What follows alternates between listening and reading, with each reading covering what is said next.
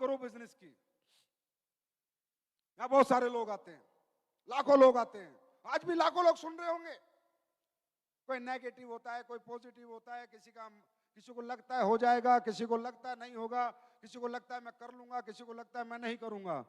मैं आज आपको एक बात बताता हूं, डायरेक्ट सेलिंग इंडस्ट्री में काम करने वाले तकरीबन upper middle class, lower middle class, lower class लोग आते हैं।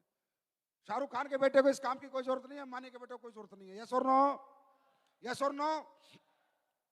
हमारी प्रॉब्लम क्या है? यहां पर आके लोग, यहां पर भाषण चल रहे हैं, मोटिवेशन चल रहा है, कुणाल चिल्ला रहा है, अनिल चिल्ला रहा है, महिपाल चिल्ला रहा है, काम करो काम करो। क्यों? काम करके कमाने के लिए किसी को मोटिवेट करने की जरूरत है क्या? आप लोग नौकरियां करते हो, कौन मोटिवेट करता है? अब दुकान चलाते हो, कौन मोटिवेट करता है? अब स्कूल टीचर हो, कौन मोटिवेट करता है? अब एक सरकारी एम्प्लॉय हो, कौन मोटिवेट करता है? अब किसी होटल में काम करते हो, कौन मोटिवेट करता है? क्या काम कराने के लिए कोई मोटिवेशन की जरूरत है क्या? जीवन तो अपने आप में एक मोटिवेशन है। इंसान सुबह उठता है, शाम तक मेहनत करके कमाता है, हाँ है ना? जब ऊपर वाले ने पैदा किया है तो कमा के जीवन तो चलाना पड़ेगा, वो तो इट सेल्फ अ मोटिवेशन। हमारी जरूरतें, हमारे घर की जरूरतें अपने आप में एक मोटिवेशन है। लेकिन इस इंडस्ट्री में आने के बाद ट्रेनिंग चाहिए, चलेगा कैसे समझाना है मैं समझ सकता हूं, पर मोटिवेशन क्यों चाहिए? सेल्फ मोटिवेटेड क्यों नहीं है हम लोग? क्या हमारे घर में जरूरत नहीं है? क्या हमारे पास सबके पास बंगले हैं, गाड़ियां हैं, बच्चों के अच्छे स्कूल हैं, बैंक बैलेंस से बैंक भरे पड़े हैं या नहीं? नहीं है ना? तो जरूरत है। तो जरूरत से तो इंसान यार दुबई जाके नौकरी कर लेता है, 2-2 साल बाद घर आता है, कतर चला जाता है, कनाडा चला जाता है, फौज में लग जाता है, महीने में, साल में 2-2 दिन की, 10-10 दिन की छुट्टी आता है। परिवार की जरूरत है तो अपने आप में एक मोटिवेशन होता है मेरे दोस्त, किसी के मोटिवेशन की जरूरत नहीं है। यहां क्यों कहना पड़ता है, यहां मोटिवेशन क्यों देना पड़ता है? बड़ा आपको सोचने की हमने बात कर रहे हैं, हम बड़े पैसे की बात कर रहे हैं, हम बड़े अचीवमेंट की बात कर रहे हैं, हम बड़ी सक्सेस की बात कर रहे हैं, हम महीने के 40 लाख की बात कर रहे हैं, महीने के 50 लाख की बात कर रहे हैं। वो इन बातों को आपका माइंड एक्सेप्ट नहीं कर पाता। अगर हम यहाँ 10,000 महीने की बात करते, 20,000 महीने की बात करते, 25,000 महीने की बात करते, सब लोग कहते हैं हाँ सर हो जाएगा, कर लेंगे। लेकिन यहाँ बात बड़ी हो रही है और हमारा दिमाग छोटा है, हमारी सोच छोटी है। शारीरिक रूप से हमारा विकास है, हर मिडिल क्लास का, हर अपर मिडिल क्लास का शारीरिक विकास है, पर मानसिक विकास नहीं है। मानसिक विकास छोटा है। छोटी बात समझाओ समझ में आएगी, बड़ी बात समझाओ उल्टी लग जाएगी। क्यों? क्योंकि बचपन से आज तक प्रोसेस ही ऐसा हुआ है। प्रोसेस ही हमारा, हमें ऐसा एटमॉस्फेयर, ऐसा माहौल दिया गया, हमारा पालन पोषण जो हुआ उसका प्रोसेस ही ऐसा हुआ है कि हमारा जो मानसिकता है हमारी, उसका विकास नहीं हुआ, शारीरिक विकास हो गया। आज मानसिक विकास करना चाहते हो? चाहते हो? अरे चाहते हो? आज रूबरू आपसे, आपको दो बातें बताऊंगा जीवन की। डायरेक्ट सेलिंग में कभी पीछे मुड़ के नहीं देखोगे, लेकिन याद रखना हमारा मानसिक विकास डिपेंड करता है हमारे एटमॉस्फेयर पे, जिस घर में हमने जन्म लिया। हमारा मानसिक विकास, हमारी सोच, हमारे दिमाग हमारे ऊपर डिपेंड नहीं करता, हमारा मानसिक विकास डिपेंड करता है किस घर में हमने जन्म लिया। इस इंडस्ट्री में जितने भी लोग आते हैं, मैंने कहा कामयाब आदमी यहाँ पर नहीं आता, मैंने कहा सक्सेसफुल आदमी यहाँ पर नहीं आता, जिसे जरूरत है वो आदमी यहाँ पर आता है। और वो जरूरतमंद कौन है? वो अमिताभ का बेटा थोड़ी होगा, वो किसी middle class, upper middle class का बच्चा होगा, है ना? वही मनुष्य होगा जो अपर मिडिल क्लास और मिडिल क्लास से बिलोंग करता है। अब ये अपर मिडिल क्लास और मिडिल क्लास में रहा क्यों? ये अपर क्लास में क्यों नहीं गया? एक बच्चा इस धरती पे पैदा होता है, उसके हाथ में नहीं वो किस घर में पैदा होगा। वो घर अमीर का भी हो सकता है, गरीब का भी हो सकता है, मिडिल क्लास का भी हो सकता है। और जिस घर में बच्चा पैदा होता है, उस घर की जैसी आर्थिक परिस्थितियां होती हैं मेरे दोस्त, उस बच्चे का मानसिक विकास उतना ही होता है। अगर गरीब घर में बच्चा पैदा होता है तो सरकारी स्कूल में पढ़ने को मौका मिलता है। अपॉर्चुनिटी क्या मिली उसको? सरकारी स्कूल। कॉलेज, नॉर्मल कॉलेज में पढ़ने का मौका मिलता है। यार दोस्त पड़ोसी सब मिडिल क्लास, सब नौकरी की सोच वाले आदमी, ये नौकरी कर लो वो नौकरी कर लो, कोई बड़ी बात करने वाला नहीं, कोई 1000 करोड़ की बात नहीं करता। वहां पर बात होती है पुलिस में लग जा, टीचर बन जा, फौजी बन जा, हाँ ना? अरे ये सुनो, मानसिक विकास कैसे होता है? जब इंसान बड़ी चीजों को देखता और सुनता है तभी तो उसका दिमाग सोचता है ना? और दिमाग जब तक सोचेगा नहीं, बॉडी रिएक्ट करेगी नहीं। अब हुआ क्या? पैदा हुआ गरीब घर में, पढ़ा सरकारी स्कूल में, कमजोर लोगों के साथ रहा, कमजोर मानसिकता के साथ रहा, कमजोर पड़ोसी, कमजोर दोस्त, कमजोर रिश्तेदार, तो मानसिकता कमजोर। अब ऐसे आदमी को तुम कूट कूट के बता लो तू 100 करोड़ कमा सकता है, तू 100 करोड़ कमा सकता है ना, मजाक में लेगा, ये सारी स्पीच मजाक में ले लेगा। अरे यार देखेंगे, करके देखेंगे, करके देख लेंगे, होगा तो देख लेंगे, नहीं होगा तो देख लेंगे, क्योंकि उसने कभी सुना नहीं, उसका माइंड में एक्सेप्टेबिलिटी नहीं है। उसे हजारों की बात की एक्सेप्टेबिलिटी है, पर लाखों करोड़ों की बात वो एक्सेप्ट करने को तैयार उसका माइंड नहीं है। और हमारे जीवन की सबसे बड़ी पावर हमारा माइंड है, माइंड सेट है। ये दिमाग इतनी ताकतवर चीज है, माइंड इतनी ताकतवर चीज है कि इंसान को कुछ भी बना सकता है, कहीं भी पहुंचा सकता है। अब पॉजिटिव रहो, नौकरी के लिए पॉजिटिव रहते हो, कोई नहीं बेचता। बड़े बिजनेस की बात चल रही है तो पॉजिटिव रहो, नेगेटिव मत होने दो। आपके अंदर एक कमजोर व्यक्तित्व है, एक कमजोर मानसिकता है आपके अंदर, जो आपको लगता होगा नहीं होगा। आप रोज इसी धर्म संकट में फंसे रहते हो, रोज इसी डाउट में रहते हो, मैं कर पाऊंगा या नहीं कर पाऊंगा, कर पाऊंगा। अरे आप कर पाओगे। अब मुझसे सुनो आपके जीवन की सच्चाई, आपने आज तक करा ही क्या है? क्या करा आपने अपनी मर्जी से जिंदगी में? पैदा हुए, एक घर में पैदा हुए, माँ बाप की जो आर्थिक परिस्थिति थी उसके अनुसार पढ़ा लिखा दिया, छोटे स्कूल में पढ़ाया, छोटा मानसिक विकास हुआ, है ना? फिर कॉलेज में पढ़ा दिया, फिर बोला जाओ नौकरी करो। आपकी जिंदगी आज तक किस मोड में चल रही है? मोड में चल रही है, ऑटो मोड में चल रही है। आपकी जिंदगी आपकी मर्जी की है क्या? आज यहाँ जितनी लेडीज बैठी हैं या जितने जेंट्स बैठे हैं, तुम्हारी शादियां कैसे होती हैं? तुम्हारी शादियां तुम्हारे टैलेंट से नहीं होती। हाँ जी, हमारा घर 20 लाख वाला है तो 20 लाख वाले की लड़की ढूंढो, हमारा घर किसान का है तो किसान की लड़की ढूंढो, हाँ है ना? क्या किसान के घर के बच्चे की शादी करोड़पति के घर में होती देखिए? फिर शादी भी तुम्हारी परिस्थितियों के हिसाब से होती है, अगर मैं सही बोलूं तो औकात के हिसाब से होती है। जितनी भी लेडीजों की शादी होती है उनके माँ बाप क्या ढूंढते हैं? लड़का नौकरी वाला हो, है ना? जैसा मिडिल क्लास परिवार मिडिल क्लास बच्चा ढूंढता है, और वो लड़की, वो औरत, वो बहन टैलेंटेड हो सकती है वो सोनिया गांधी की जगह ले ले।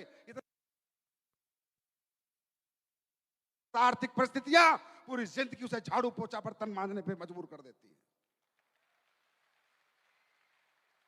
अगर उसकी शादी भी किसी बड़े घर में हो जाती तो वो भी कुछ बड़ा ऑफिस चला के दिखा सकती थी, फैक्ट्री चला के दिखा सकती थी। तो दोस्तों याद रखना मेरी बात, आप मानसिक कमजोर हो, शारीरिक कमजोर नहीं हो, लेकिन अपने आप को कमजोर मत समझो, क्योंकि आपने आज तक खुद को जिया ही नहीं। शादी परिस्थितियों ने कराई, पढ़ाई परिस्थितियों ने कराई, घर परिस्थितियों ने दिया, दोस्त परिस्थितियों ने दिए, रिश्तेदार परिस्थितियों ने दिए। तुमने खुद के लिए क्या लिया? खुद को कहां जिया? एक वक्त बताओ मुझको, खुद को कहां जिया? और अब दूसरी बात करता हूं, अगर आपका किसी बड़े घर में जन्म होता, आप देहरादून के दूर स्कूल में पढ़ते, आपको कनाडा, ऑस्ट्रेलिया, यूएसए में पढ़ने के लिए भेजा जाता, आपके पापा की फैक्ट्रीज होती, तो क्या आप नहीं चला सकते थे? अरे यस और नो? शोरूम होते बड़े बड़े, तो गल्ले पे आप नहीं बैठ सकते थे, पैसे आप नहीं गिन सकते थे, हाँ है ना? क्या मौका मिला? क्या मौका मिला? अगर आप बाइक चला सकते हो, आपको हेलीकॉप्टर चलाने की ट्रेनिंग दे दी जाती है, जहाज की, तो क्या आप जहाज नहीं उड़ा सकते थे? अरे यस और नो? अरे यस और नो? मौका मिला? नहीं दिया। किसने तुम्हें मौका मिला? तुमने मौका मिला ही नहीं, क्योंकि तुम्हारी परिस्थितियों ने अलाउ नहीं किया। तो कसूरवार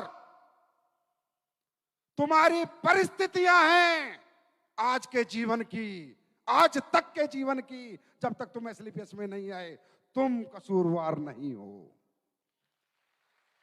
मेरे भाई, अगर तुम्हें मौका मिलता ना लंदन से पढ़ के आने का, कनाडा यूएसए से पढ़ के आने का, पिताजी की फैक्ट्रियां चलाने का, शोरूम चलाने का, तो तुम चला सकते थे, क्योंकि जो तुम्हें आज तक मौका मिला वो तुमने परफेक्शन से किया है। नौकरी मिली तो नौकरी की, दुकान मिली तो दुकानदारी की, किसान खेती मिली तो खेती की। मतलब हम करना जानते हैं, हम मेहनत करना जानते हैं। कोई मौका दे तो सही। मानसिकता बढ़ाओ, चेंज करो। आज के बाद ये मत सोचना कि जो तू है तेरी वजह से है, नहीं। जो तू है तेरी कमजोर परिस्थितियों की वजह से है, और जो तू कल होगा एसलीपीएस वेलनेस मिलने के बाद भी, तब तो तेरी वजह से होगा। इस प्लेटफॉर्म के मिलने से पहले आप कौन थे भूल जाओ, आप किस घर से थे भूल जाओ। अब दिखाओ दुनिया को कि मैं कमजोर नहीं, मेरी परिस्थितियां कमजोर थी, इसलिए मुझे कमजोर प्लेटफॉर्म पे मेहनत करने का मौका मिला। अब मेरे पास मजबूत प्लेटफॉर्म है, अब मेहनत करके दिखाऊंगा।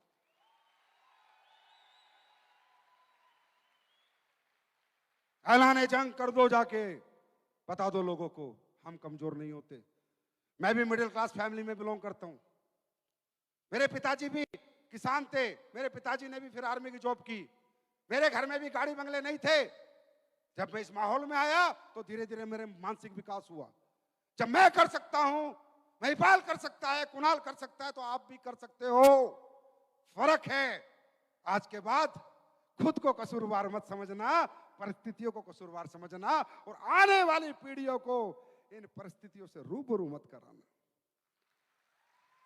नहीं तो दोस्त, अच्छा अच्छा टैलेंट खो जाता है, अच्छा अच्छा टैलेंट दब जाता है। इन परिस्थितियों के चक्कर में जिंदगियां बर्बाद हो जाती है। Are you ready? तैयार हैं? तैयार हैं? अब आखिरी बात,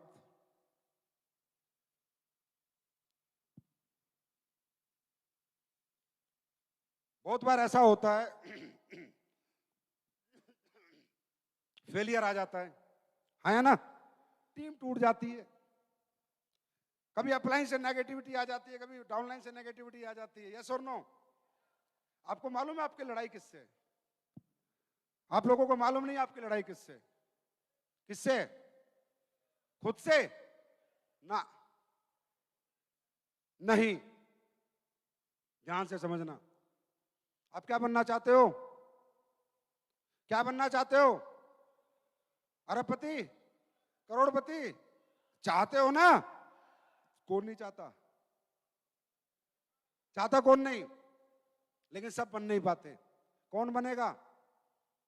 कौन बनेगा? कौन बनेगा? कोई नहीं बनेगा। वो बनेगा जो इस दुनिया को समझेगा, नेचर को समझेगा। देखो ध्यान से सुन लेना,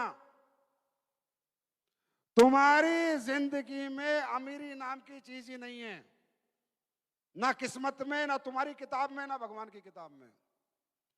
ऊपर वाला जब सृष्टि बनाता है तो नेचर को बैलेंस करता है। अगर नेचर इम्बैलेंस हो गया तो दुनिया खत्म हो जाएगी। अगर बारिश ही बारिश होती रही 365 दिन, दुनिया खत्म हो जाएगी। है ना? नेचर, नेचर क्या है? दुनिया का नेचर क्या है? ऊपर वाले ने दुनिया बनाई है, वो गरीब भी रखेगा, अमीर भी रखेगा, मिडिल क्लास भी रखेगा, और अपर मिडिल क्लास भी रखेगा। उसको चलानी है सृष्टि। अगर उसने सब लोग अमीर बना दिए तो गांव में खेत में काम कौन करेगा? अन्न कहां से उगेगा? सृष्टि खत्म हो जाएगी। बात समझ में आ रही है? बात समझ में आ रही है? सृष्टि खत्म हो जाएगी। अगर वो सबको अमीर बना देगा तो घर की चिनाई कौन करेगा? ड्राइवर कहां से लाओगे? नौकर कहां से लाओगे? ये दुनिया कैसे चलेगी? अमीर लोग काम करते हैं क्या? अमीर लोग तो काम करवाते हैं, तो काम करने वाले मजदूर कहां से आएंगे? इसलिए कई बार, क्योंकि मैंने इस पे रिसर्च की एक दिन बैठ के, मैंने कहा यार इस इंडस्ट्री में इतने कमजोर लोग आते हैं, जरूरतमंद लोग आते हैं, घर में इतनी जरूरतें हैं, इतनी भूख है उनके घर में, इतनी चीजों की तंगी है, फिर भी ये धंधा छोड़ जाते हैं। तो एक दिन मैंने बैठे बैठे विचार किया, कुछ भगवान से बात भी की कि यार ऐसा क्यों कर रहे हैं लोग? ये तो पाप है, ये तो विश्वासघात है अपने साथ, अपने परिवार के साथ, कि इतने बड़े प्लेटफॉर्म पे आके भी आप फेल हो जाते हो, इतने बड़े प्लेटफॉर्म के आने के बाद भी आप छोड़ जाते हो। ये तो पाप है। जिस प्लेटफॉर्म से आपके बच्चे सब सुखी रह सकते हैं, फिर छोड़ जाते हो। तो ये पाप लोग क्यों करते हैं? तब तो मेरे मन में विचार आया, ओहो, ये लोग नहीं करते, कि भगवान करवाता है, क्योंकि उसको नेचर को बैलेंस रखना है।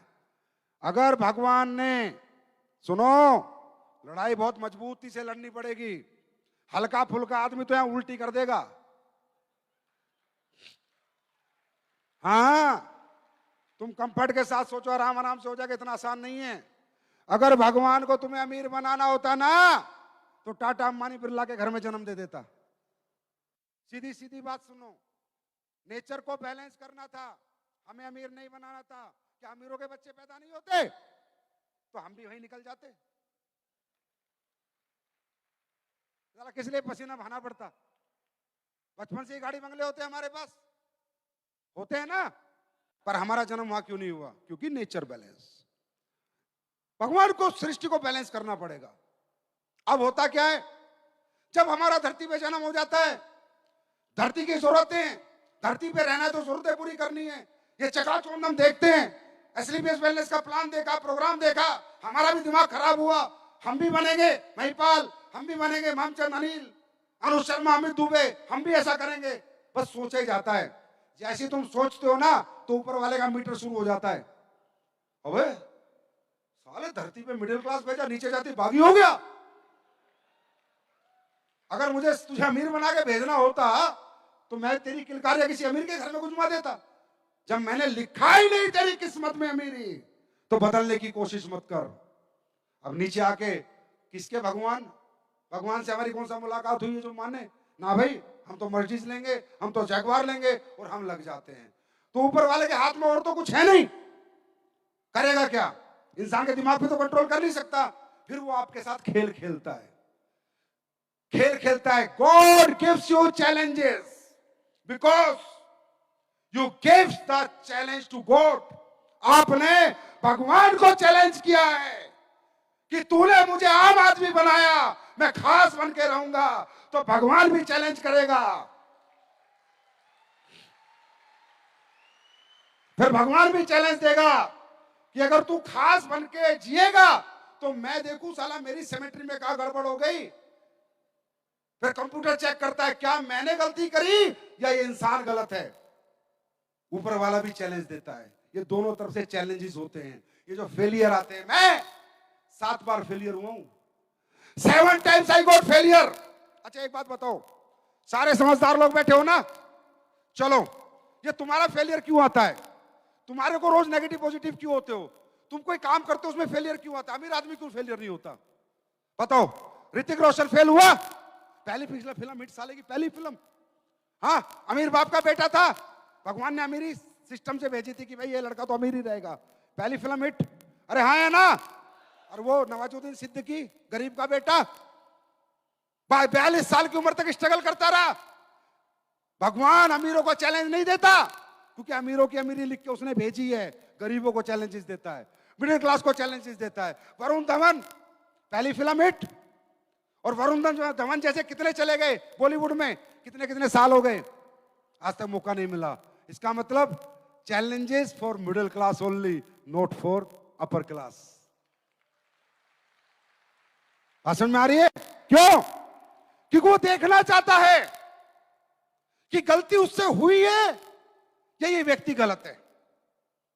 और जब हम ये साबित कर देते हैं कि भगवान जी तुम थोड़ा जल्दबाजी में साला सिस्टम खराब कर गए थे, मैं आदमी तो अमीर था,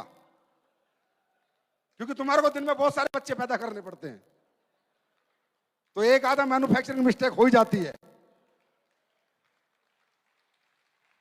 समझे? तो वो क्या करता है, वो चैलेंज देगा। वो चैलेंज किस रूप में आता है, आपके घर वाले आपके खिलाफ हो जाएंगे। कोई लेडीज काम करने जाएगी तो उसका पति अड़ जाता है, हट जा, अगर तू घर से बाहर गई तो, रात को 8 बजे आई तो। उसको सोचता है पति है, अरे पति नहीं, ये भोले बाबा है, वो आ गया उसके अंदर। तेरे को काम नहीं करने देना ना, उसको भगवान को करने नहीं देना, चैलेंज देना है।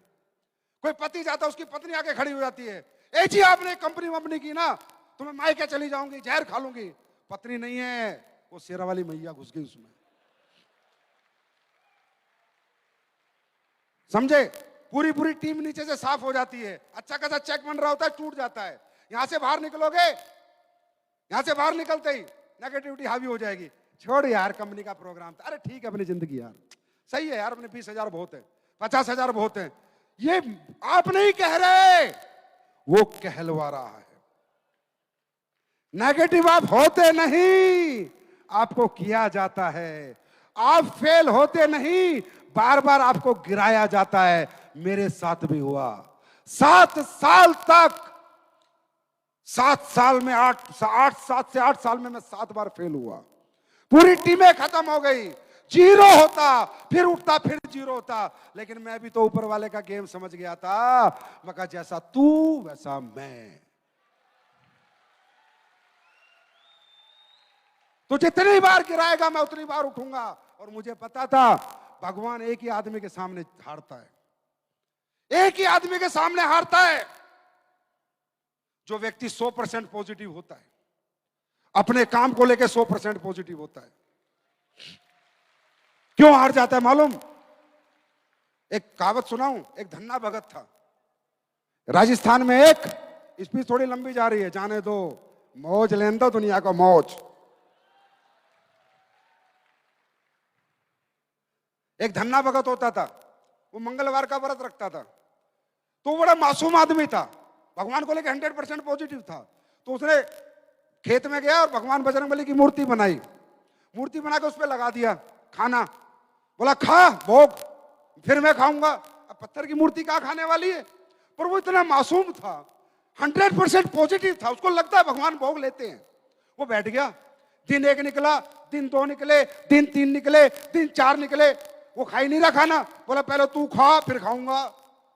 बजरंगबली ऊपर से देख के परेशान, यार ये तो पागल आदमी है, दीवाना आदमी है, मस्ताना आदमी है, 100% मुझे लेके पॉजिटिव है। बजरंगबली को किताबों में लिखा है, तुम्हारा इतिहास बताता है, आना पड़ा, उसके साथ बैठ के खाना पड़ा। मतलब जब इंसान 100% पॉजिटिव होगा, जुनूनी होगा, जिद्दी होगा, जज्बाती होगा, और एक बात सोच लेता है जीवन में कि अब यही जिंदगी चाहिए, या करूंगा या मरूंगा, वो मरने देगा नहीं, करवा देगा। तो या अपलाइन से झगड़ा हो गया, डाउनलाइन से नाराजगी हो गई, ये सब उसके खेल है। अपलाइन में भी वही घुसता है, डाउनलाइन में भी वही घुसता है, सारे खेल ऊपर वाला खेलता है। तैयार हो इस चैलेंज के लिए? चैलेंज के लिए तैयार हो? चैलेंजेस आएंगे, 1 आएगा, 2 आएगा, 3 आएगा, 4 आएगा, 5 आएगा, 7 आएंगे, इससे ज्यादा नहीं आएंगे। 7 पे संपन्न हो जाएंगे। Are you ready? हिंदुस्तान तैयार है? हिंदुस्तान तैयार है? मैं भी आपके साथ तैयार हूं। गरीब गरीब अगर पैदा होना तुम्हारी मजबूरी है, तो अमीर बनाना संजीव कुमार की मजबूरी है। अरे मैं देसी आदमी,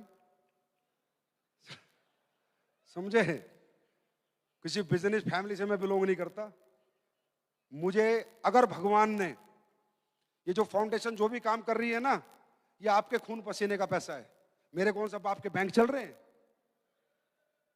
मेरा तो नाम हो रहा है, मेहनत तो आप लोग करके लाते हो। इसीलिए एसएलपीएस में इतनी तेज कामयाबी क्यों आती है? क्योंकि ऐसे लोगों की दुआएं आपके साथ होती है। अगर 1 रुपए की रोटी भी कोई खा रहा है तो आपकी मेहनत से खा रहा है, मेरी मेहनत से नहीं खा रहा। आपने मेहनत की है। और मैं ऊपर वाले से दुआ करता हूं कि ऐसी मेरी नीयत रखे भगवान, इसमें कभी उल्टा सीधा दिमाग नहीं डाल देना, कचरा फचरा जो दुनिया के अंदर है।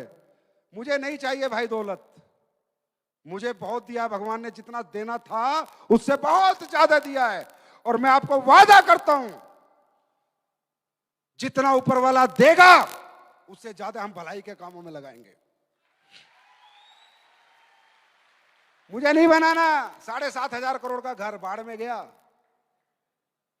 1.5-2 करोड़ का बहुत अपने लिए फर्स्ट क्लास टनाटन बोलता है। अगर अपने पास 7,500 करोड़ रुपए आए, ऐलान करता हूं इस मंच से, अगर ये दुनिया की नंबर 1 कंपनी बनी, लाखों लोगों को आसरा दूंगा, घर बना बना के दूंगा लाखों लोगों को। जो मैंने कहा है मैंने किया है। अगर आया तो, अब यार अपनी जेब में नहीं आया तो मैं कहां से दूं? लाना किसको है? अरे किसको लाना है? किसको बनाना है दुनिया की नंबर 1 कंपनी? किसकी कंपनी है ये? किसकी कंपनी है? आप लोगों की। आप लोगों की, याद रखना। तभी ऐसे ऐसे काम करती है क्योंकि ये जनता की कंपनी है, जनता के लिए बनी है, जनता के लिए धर्म के काम करेगी। जितना हो सकता है उतना करेगी, जितना हमसे हो रहा है बनता है उतना करते भी हैं। अभी तो कुछ नहीं किया, अभी तो 7 साल का सफर है।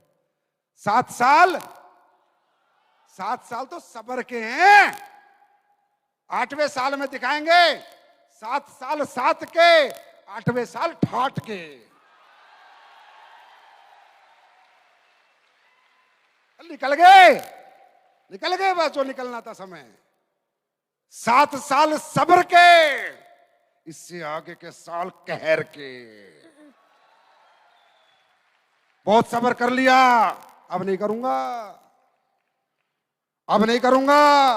2022 में इस रथ को लेके 50 शहरों में आ रहा हूं, 50 शहरों में आऊंगा, इसी रथ पे सवार होके आऊंगा। वो कहते हैं ना, जब तक डायरेक्ट सेलिंग के सारे रिकॉर्ड तोड़ूंगा नहीं तब तक छोड़ूंगा नहीं। अभी सारे तोड़ ही रखे, जो थोड़े बचे कुचे उन्हें भी ले लेते हैं, भी लपेट लेते। खुश हो आप लोग? खुश हो? कुछ दे दूं? पहले बताओ, भगवान का चैलेंज लेने को तैयार है? सब तैयार हैं? जब जब नेगेटिव होगे क्या सोचोगे? हाँ, बैलेंस। ऊपर वाला बैलेंस कर रहा है, पर मैं ही क्यों फंसू उसके बैलेंस के चक्कर में? बतेरी दुनिया पड़ी है, वो फंस जाएगी। आज आपने देखा होगा कंपनियां बड़े बड़े प्राइस रखती हैं, इतने टिकट बेच दो प्राइस, ये कर दो प्राइस।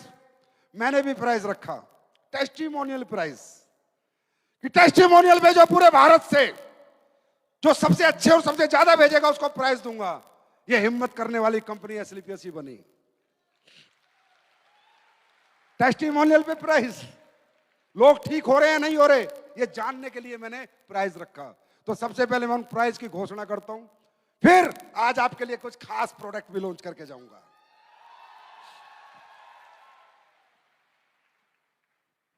प्राइस लगाओ, पूरे हिंदुस्तान को पता चलना चाहिए। ये वो लोग हैं जिन्होंने बेस्ट टेस्टिमोनियल बना बना के भेजे अपने कस्टमर्स के। फर्स्ट प्राइज जाता है आईफोन 13, आईफोन 13। देखो, लोग बेचने पे देते हैं, माल निकालती है कंपनियां प्राइस के चक्कर में, और मैं कहता हूं जिनको प्रोडक्ट दिया उनका वीडियो बना के ला, फायदा हुआ कि नहीं हुआ। पहला prize Rakesh Prajapati, iPhone 13। Second prize Suresh H Morwadia, iPhone 12। Third prize Chandan Singh, LED Mi brand. Fourth Rinku Sinha, Samsung Galaxy S20। Fifth prize Manoj Dhote. Six prize Ravi Singh. 7 Sunil Prajapati. 8 Krishna Kishwar. और 9वां प्राइज सूरज राजभर। ये हिंदुस्तान के हमारे वो फाइटर्स हैं जो प्रोडक्ट देते हैं और लोगों के पास जाके उनके रिजल्ट पूछ के हमेशा टेस्टिमोनियल बनाते हैं, सबसे ज्यादा टेस्टिमोनियल बनाते हैं। Thank you so much. क्या टारगेट क्या चल रहा है अभी? आवाज नहीं आ रही यार। एनिवर्सरी वाले दिन ऐसी आवाज निकालोगे, एसलीपीएस महोत्सव पे ऐसी आवाज निकालोगे। कौन सा टारगेट चल रहा है? कौन सा टारगेट चल रहा है? 30 दिसंबर तक क्या करेंगे? ऐसे बोलो, मैं बोलूंगा 30 दिसंबर तक क्या करेंगे? क्रूज करेंगे, क्रूज करेंगे, क्रूज करेंगे। 30 दिसंबर तक क्या करेंगे? 30 दिसंबर तक क्या करेंगे? अपना बुक हो चुका है 15 जनवरी, पर्सनल क्रूज फॉर ओनली एसलीपीएस फाइटर्स। बाहरी आदमी की नो एंट्री, बाहर के लोगों की एंट्री नहीं चाहिए। कितने पैसे लेके आए? ओनली एसलीपीएस फाइटर्स का क्रूज बुक हो चुका है। तो 15 जनवरी का क्रूज करना है। अगर आपने क्रूज किया, बात ये नहीं है आपने टारगेट जीता है, बात यह कि आपको जीतने की आदत पड़ जाएगी।